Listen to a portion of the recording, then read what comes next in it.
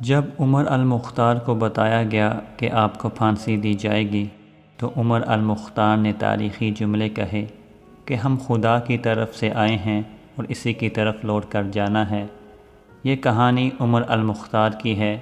عمر المختار ایک اسلامی اسکالر اور انقلابی شخصیت تھے جنہوں نے 20 سال تک لیبیا پر اٹالین قبضے کے خلاف مزاحمت کی اور بہادری سے اس قیادت کو سنبھالا۔ انہیں اٹلی کی فوج کی طرف سے لائن آف ڈیزرٹ، صحرا کا شیر کہا جاتا ہے۔ عمر نے اپنی جوانی اسلام کے مطالعے میں گزاری اور چھوٹی عمر میں ہی قرآن کے حافظ بن گئے۔ جب اٹلی کی فوج نے لیبیا پر حملہ کیا تو انہوں نے 1911 تک قرآن کے قاری کے طور پر کئی سال گزارے۔ اب 53 سال کی عمر میں ان کی زندگی ایک نیا موڑ لینے والی تھی۔ اٹلی اور رومن ریکنکسٹا سے اپنے لوگوں کو بچانے کے لیے عمر اور اس کے آدمی پرعزم تھے۔ عمر اور اس کے آدمیوں کے چھوٹے گروہوں نے بڑی مہارت سے چوکیوں پر حملہ کیا، فوجیوں پر گھات لگائے اور سامان سپلائی کرنے والے راستوں کو کاٹ دیا، جس نے انتہائی ترقی یافتہ اٹلی شاہی فوج اور اس کے فوجیوں کو حیران اور شرمندہ کر دیا۔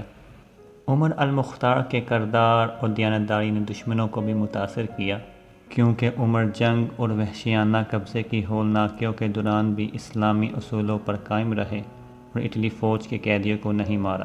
20 سال کی لڑائی کے بعد اٹلی حملہ آوروں کو شکستوں اور ناکامیوں سے دوچار کرنے کے بعد عمر کو 73 سال کی عمر میں زبردستی پکڑا گیا۔ عمر کو اپنے آدمیوں کو جہاد سے روکنے کے لیے رشوت کی پیشکش کی گئی، لیکن عمر نے ہمیشہ انکار کیا۔ عمر نے تاریخی جملے بول کر انہیں جواب دیا، ہم کبھی ہتھیار نہیں ڈالیں گے، ہم یا تو جیتیں گے یا شہادت ہمارا مقدر بنے گی۔ 16 ستمبر 1931 کو عمر المختار شہید ہوئے۔ یہ قرآن کی آخری آیات تھیں جو انہوں نے پھانسی سے پہلے پڑھی تھی۔